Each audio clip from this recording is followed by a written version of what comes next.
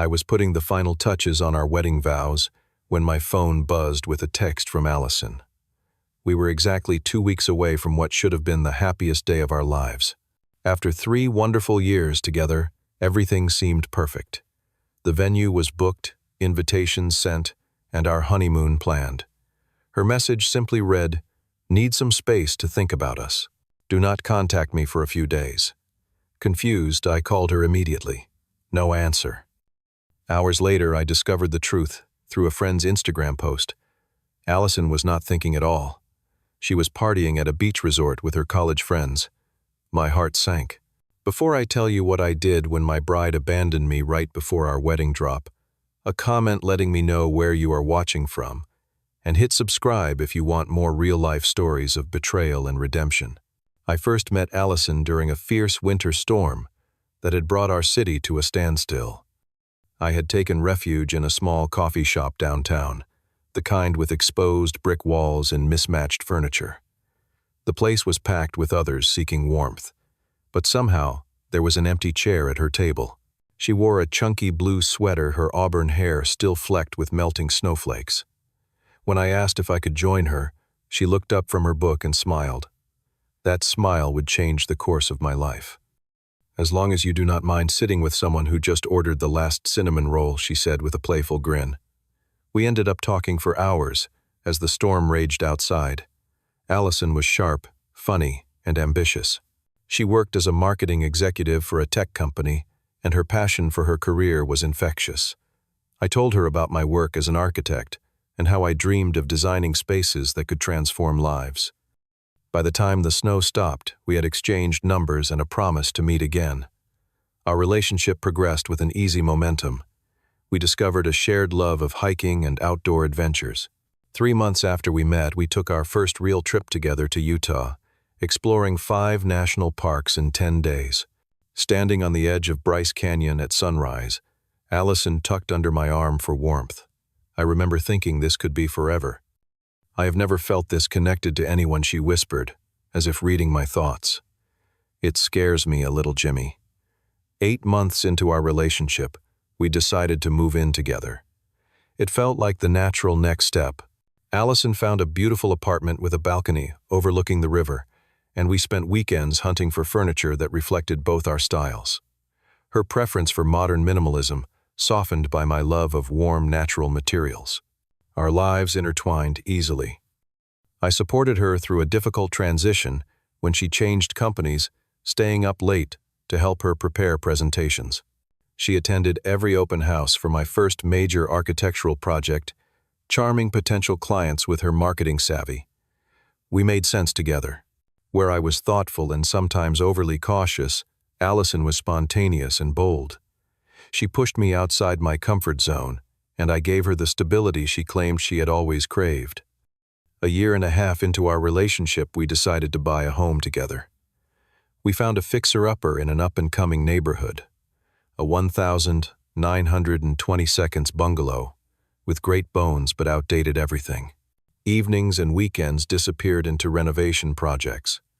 I designed a new layout for the kitchen, while Allison handled the contractor negotiations. When we finally installed the last cabinet handle, we celebrated with champagne on our new porch swing. Looking back, those were probably our happiest days together. I proposed to Allison on our favorite hiking trail at a lookout point where the entire city spread out below us. I had scouted the location for weeks, waiting for perfect weather. When the forecast finally cooperated, I packed a special dinner and led her up the trail just before sunset. As the sky turned a brilliant orange, I dropped to one knee and pulled out the ring we had casually looked at months before. "Allison Parker, you make me a better man every day. Will you marry me?" Her eyes filled with tears as she nodded, too emotional to speak. Later, as we shared dinner and watched darkness fall over the city, she spoke about our future with such certainty. Children, career goals, travel plans. She had it all mapped out. I remember feeling so secure in her vision for us.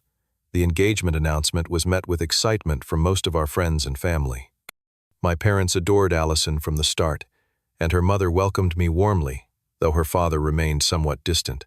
The only tension came from her college friend group, particularly her best friend Danielle, who always seemed to regard me with thinly veiled disapproval. Wedding planning began almost immediately. Allison wanted a large celebration while I preferred something more intimate. We compromised on a mid-sized wedding with 150 guests at a restored historic hotel downtown. I was happy to let Allison take the lead on most decisions, stepping in only when budgetary concerns arose. Looking back, I should have noticed the warning signs. As the wedding date approached, Allison became increasingly distant. She started spending more time with her college friends, often coming home late from wedding planning sessions that somehow required her entire friend group. When I asked to be more involved, she assured me everything was under control. The first real red flag appeared 3 months before the wedding. I discovered Allison had changed our wedding menu completely, without consulting me, replacing the family-style dinner we had agreed upon with a more expensive plated service. When confronted, she dismissed my concerns. "The other option was so basic, Jimmy. I did not think you would really care about something so small." But it was not small to me. It was about communication and respect. Still, I told myself all couples face stress during wedding planning. This was just a bump in the road. Then came that morning 2 weeks before our wedding. I woke up early to finalize some work before taking time off for the honeymoon. Allison was still asleep when I left our bedroom. An hour later, my phone buzzed with her text about needing space. I called immediately, but she did not pick up. By noon, I was worried enough to contact her office, only to discover she had taken the entire week off, something she had never mentioned to me. That evening, as I sat alone in our home surrounded by wedding gifts waiting to be opened, I received a notification from a mutual friend's social media. There was Allison, cocktail in hand, surrounded by her college friends at a beach resort 3 states away. The caption read, "Last girl's trip before Allie gets hitched." The betrayal cut deep. It was not just that she had gone away, it was the lie. She had not needed space to think at all. She had planned this trip without telling me, and then disappeared when I was at my most vulnerable. As I scrolled through more photos, seeing her laughing and carefree, while I sat surrounded by our unfinished wedding plans, I felt something break inside me.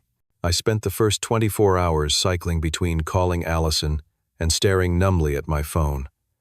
Each call went straight to voicemail. Each text remained unread. The silence was deafening.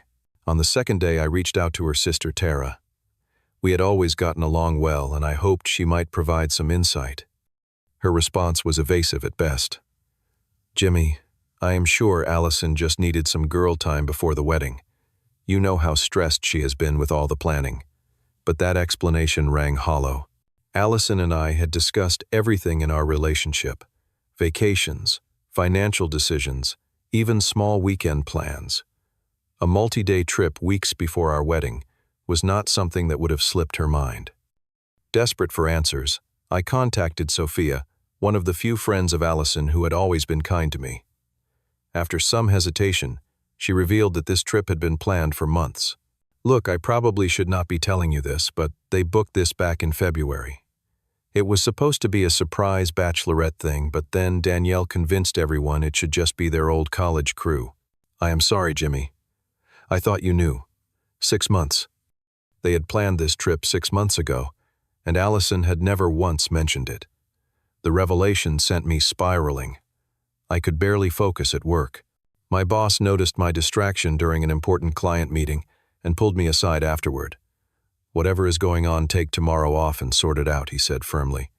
"We need your head in the game for the Preston project." That night, a call came in from our wedding venue coordinator, asking about final payment and several outstanding decisions that Allison had promised to handle weeks ago. The coordinator sounded concerned when I admitted I did not know anything about the matters she was raising. "Mr. Reynolds, these details needed to be finalized yesterday. Is everything all right with you and Miss Parker?" I mumbled some excuse about miscommunication and promised to get back to her. After hanging up, I began searching through our shared home office for any wedding-related documents that might help me understand what remained unresolved. What I found instead shattered what little composure I had left. Hidden beneath a stack of magazines was a series of email printouts between Allison and her ex-boyfriend Ethan.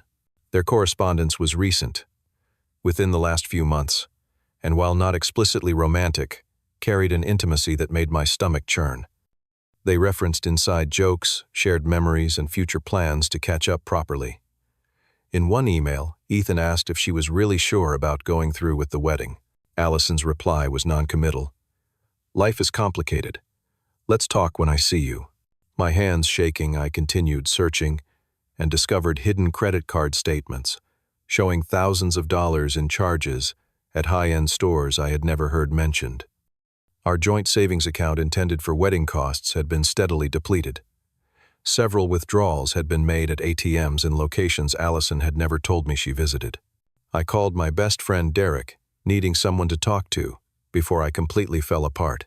"Man, I do not know how to tell you this," he said after I explained the situation, "but I saw Allison with some guy a few weeks ago, at that new wine bar downtown. They looked pretty cozy." I wanted to say something, but she told me it was her cousin visiting from out of town. I believed her. Now I am not so sure. The next blow came with a call from the wedding venue about unpaid balances. Apparently, several vendors had not received their deposits, despite Allison assuring me everything had been paid months ago. We were now at risk of losing the venue entirely, unless I could produce several $1,000s immediately. The humiliation of explaining to my parents what was happening felt almost as painful as the betrayal itself. My mother listened quietly over the phone while I tried to maintain composure. "Jimmy, honey, whatever happens with the wedding, we love you and we support you. Do you need us to come over?" I declined their offer, not ready to face anyone yet, but their support was a tiny lifeline in the darkness that had become my life. 5 days into Allison's disappearance, with still no direct contact from her, I reached my breaking point. After a night of heavy drinking, I sent a series of embarrassing texts, ranging from pleading to angry. I woke up the next morning with a pounding headache and overwhelming regret, but the texts remained unanswered. That afternoon, I found myself sitting alone in our half-decorated wedding venue. I had gone there to discuss the payment issues, but ended up staying long after the coordinator left, staring at the space that was supposed to witness our lifelong commitment. The empty tables, the bare altar area, the silent room that would never hear our vows. It all felt like a physical manifestation of the hole in my chest. I was contemplating canceling everything, accepting financial ruin, rather than continuing this painful charade, when my phone dinged with an email notification from an address I did not recognize. The subject line read simply, "You should know the truth." The email contained no text, just a series of photographs taken that very day. They showed Allison and Ethan, her ex-boyfriend, walking hand in hand along a beach boardwalk. They were not at the same resort as her other friends. They were at a different location entirely. In one photo, they were kissing. The world seemed to tilt sideways. I had been worried, frightened, and angry in turns over Allison's disappearance, but I had never truly believed she could betray me this completely. As I sat with this new reality, my phone rang. It was Amanda, a mutual friend who had been at our engagement party. "Jimmy, I just heard what happened. I have been struggling with whether to tell you this, but Allison has been questioning the wedding for months. She told several of us at her birthday dinner that she felt rushed into the engagement, but did not know how to back out without hurting you." After hanging up with Amanda, I returned home and did something I had never done before. I searched through Allison's personal belongings. In her nightstand drawer, I found a journal I had never seen. The most recent entry was from 3 weeks ago. "Everything is moving so fast. The wedding, the house, all these plans for a future, I am not sure I want anymore. Jimmy is a good man, but I feel trapped. When Ethan reached out last month, it brought back all those old feelings. Meeting him tomorrow, just to talk. Jimmy would never understand." The final blow came later that night. A voicemail from Allison, the first direct communication in nearly a week. "Jimmy, hey. I know you must be upset. I should have been more upfront about needing this trip. The thing is, I'm not sure I can go through with the wedding right now. I need more time. I will be home in a couple of days and we can talk then. Please do not do anything drastic. Not a word of apology. No acknowledgement of the pain she had caused. Just a casual request not to do anything drastic, as if canceling wedding plans she had already abandoned was somehow an overreaction." In that moment, something inside me hardened. For the first time since this ordeal began, I stopped feeling like a victim and started feeling angry. That night marked my complete breakdown and the beginning of my comeback. Alone in our home, surrounded by evidence of Allison's deception, I finally allowed myself to feel the full weight of what had happened. I cried until there were no tears left, then lay awake staring at the ceiling, mentally reviewing our entire relationship. How had I missed the signs? There had been so many moments where Allison had shown her true character. Small lies about where she had been, defensive reactions, when questioned, the way she would twist arguments to make me feel I was being unreasonable. I had explained away each red flag, convinced that our love was stronger than these minor issues. Now, in the harsh light of betrayal, I could see them clearly for what they were. The stress manifested physically. I lost 7 pounds in 6 days. Sleep became elusive, replaced by grinding anxiety that left me exhausted. Panic attacks, something I had never experienced before, began to strike without warning. During a particularly bad episode, gasping for breath in our bathroom at 3 in the morning, I finally called my brother Patrick. "I need help," was all I could manage to say. Patrick arrived 30 minutes later, with our father in tow. They found me sitting on the kitchen floor, surrounded by wedding invitations I had been preparing to return to sender. Dad took one look at me and did something rare. He pulled me into a tight hug. "Your grandfather walked out on your grandmother 2 days before their wedding," he said quietly. She thought her life was over. 2 years later, she met me. Sometimes the worst things that happen to us save us from bigger mistakes. I had never heard this family story before. It offered a strange comfort, the idea that this kind of pain had precedent, had been survived, had even led to something better. The next day after my family had gone, I received a text from Allison: "Coming home tomorrow. We need to talk." 8 days after her disappearance, I heard her key in the lock. She walked in tanned and seemingly carefree, dropping her bags in the hallway, as if returning from any normal trip. Her casual demeanor felt like yet another slap in the face. "Hey you," she said, leaning in as if to kiss my cheek. I stepped back. "Where have you been, Allison?" My voice was steadier than I had expected. She sighed dramatically. "I told you I needed some girl time before the wedding. Danielle organized the whole thing as a surprise. You are overreacting, Jimmy. It was not a big deal." "Not a big deal. You disappeared for over a week, 2 weeks before our wedding. You did not answer my calls. You left me to deal with vendors and family alone. And now I find out you were not even with your friends the whole time." Her expression shifted. "What are you talking about? I know about Ethan. I know you met him there." Color drained from her face, quickly replaced by defensive anger. "Have you been spying on me? Going through my things? That is so controlling, Jimmy. Someone sent me photos. And yes, after that I did look through your journal. I know you have been having doubts for months. I know you have been lying about more than just this trip." The argument escalated as Allison's strategy shifted from denial to deflection, to finally a kind of twisted honesty. "Fine. Yes, I saw Ethan. And yes, I have been having second thoughts. Do you have any idea how suffocating it is to plan this huge wedding when I am not even sure it is what I want? Ethan and I have history. He understands parts of me that you never will. Why not just tell me you had doubts? Why the secrets, the lies, the hidden expenses? Because you would have tried to fix everything. You always want to fix things, Jimmy. Sometimes things cannot be fixed. Sometimes people just need space to figure out what they really want." In that moment, something shifted inside me. The fog of hurt and confusion lifted, and I saw with perfect clarity what I needed to do. "The wedding is off," I said quietly. Allison stared at me, momentarily speechless. When she spoke again, her tone had completely changed. "Jimmy, no. That is not what I want. I just needed to work through some things. We can postpone if you want, but I do love you. Ethan was a mistake, a moment of confusion. The mistake was not Ethan. The mistake was lying to me for months. The mistake was disrespecting our relationship, our home, our future. The mistake was thinking I would just accept whatever scraps of honesty you decided to throw my way." Tears filled her eyes, the first genuine emotion she had shown since returning. "You cannot throw away 3 years over one mistake. Think about all we have built together. The house, our friends, the life we planned. I am thinking about it. I am also thinking about what kind of marriage we would have if we started it with this level of deception. You went on a trip with another man 2 weeks before our wedding, Allison. There is no coming back from that.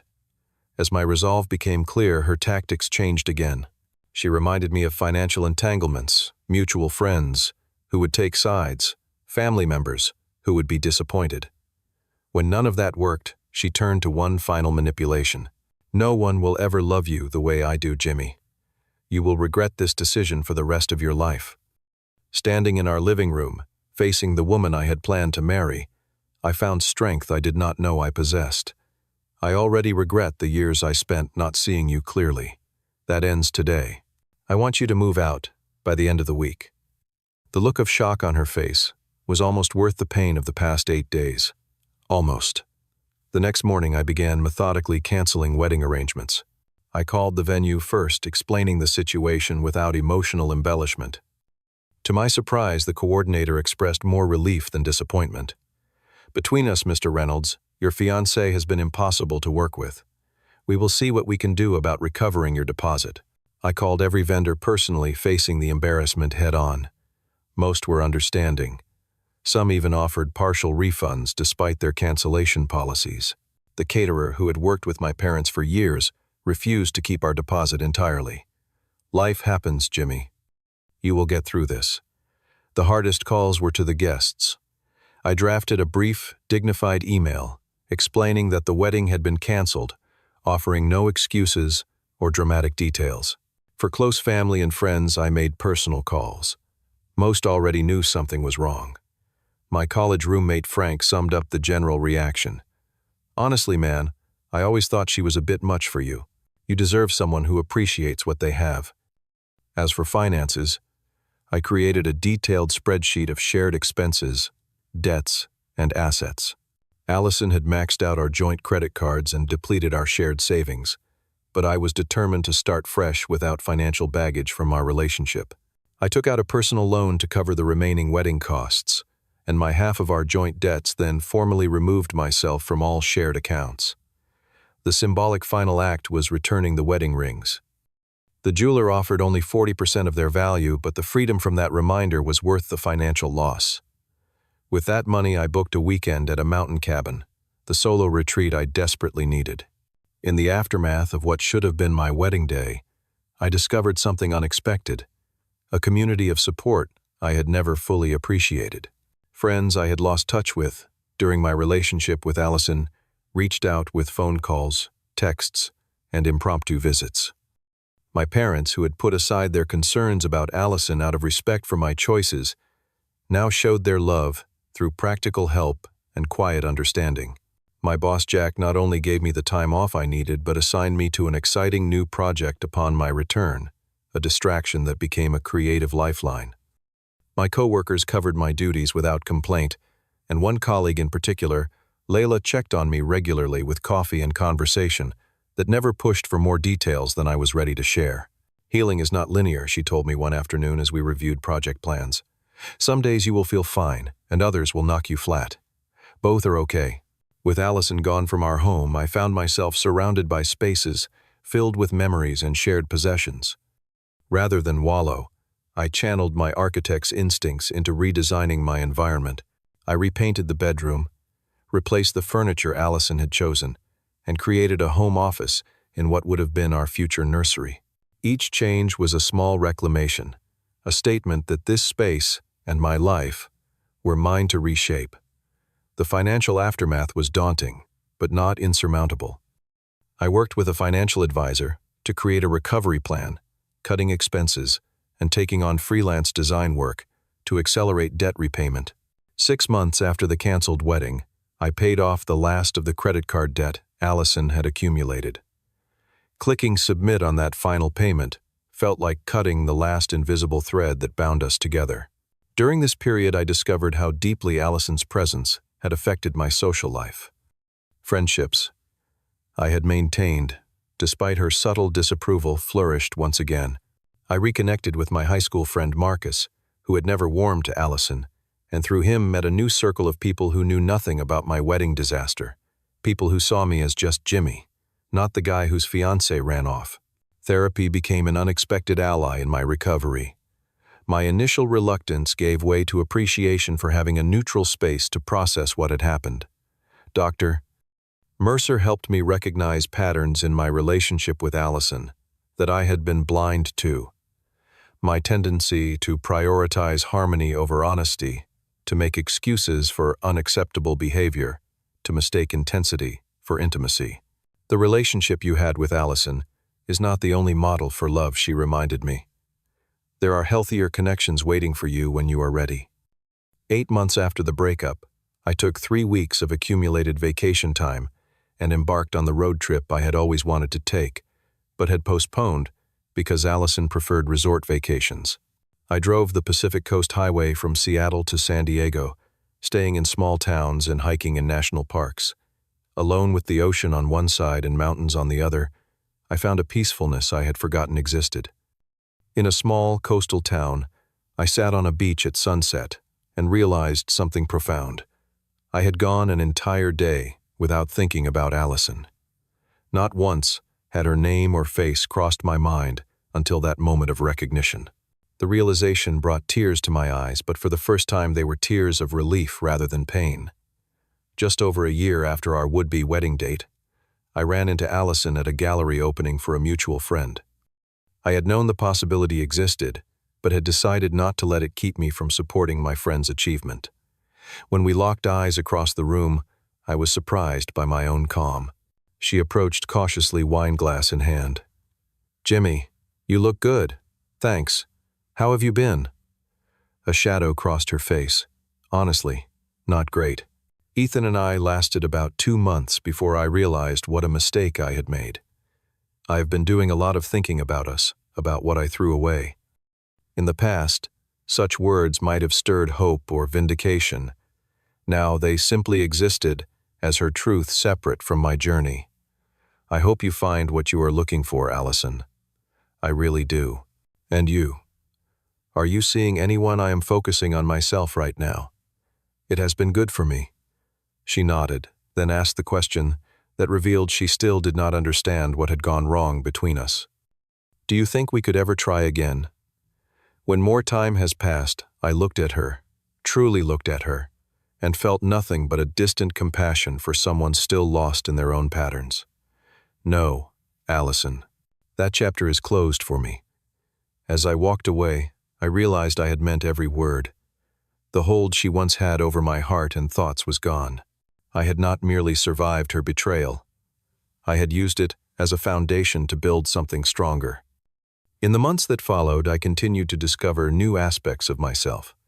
I joined a rock climbing gym, something Allison had always dismissed as too dangerous. I adopted a rescue dog named Cooper, who became my loyal shadow. I volunteered teaching architecture to high school students, finding unexpected joy in sharing my passion. One surprising development was my friendship with Tara, Allison's sister. 6 months after the breakup, she reached out with an email that began, "I owe you an apology." Over coffee, she revealed she had known about Ethan all along, but had stayed silent out of misplaced loyalty. Our conversation led to an authentic friendship based on mutual respect rather than family obligation. Dating again happened organically and with healthier boundaries. I met Natalie through a professional networking event, and our connection developed slowly, built on honest communication and shared values. I was upfront about my past, and she appreciated my directness. Whether our relationship develops into something deeper remains to be seen, but the foundation is solid, something I now recognize as non-negotiable. Perhaps the most profound lesson from my experience with Allison was learning the difference between compromise and self-sacrifice. Relationships require the former, but should never demand the latter. Real love does not ask you to diminish yourself or accept disrespect. Standing up for myself, painful as it was in the moment, changed how I approach all relationships, not just romantic ones. The peace I have found did not come from finding someone new or from Allison's eventual regret. It came from rebuilding a relationship with myself, from recognizing my own worth, independent of anyone else's validation. I learned that being alone is vastly different from being lonely, and neither state is as frightening as remaining in a relationship that damages your spirit. Today, as I sit on my porch, watching the sunset paint the sky in colors, Allison would have photographed, but never truly appreciated. I feel genuine contentment. My life looks nothing like the one I had planned 2 years ago, yet it fits me perfectly. The future remains unwritten, but I face it with confidence, rather than anxiety with hope unclouded by desperation. If you have ever had to walk away from something you thought was certain, if you have ever had to rebuild from betrayal, know that there is strength waiting on the other side of that pain. The person who comes to hurt you can only define your story if you let them hold the pen.